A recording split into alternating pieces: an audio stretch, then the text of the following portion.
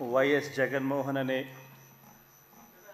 నేను జగన్మోహన్ రెడ్డి అనే నేను శాసనసభ సభ్యునిగా ఎన్నికైనందున శాసనం ద్వారా నిర్మితమైన భారత రాజ్యాంగం పట్ల నిజమైన విశ్వాసం విధేయత చూపుతానని, భారతదేశ సార్వభౌమాధికారాన్ని సమగ్రతను కాపాడుతానని, నేను స్వీకరించబోయే కర్తవ్యాన్ని శ్రద్ధాసక్తులతో నిర్వహిస్తానని దైవసాక్షిగా ప్రమాణం చేస్తున్నాను.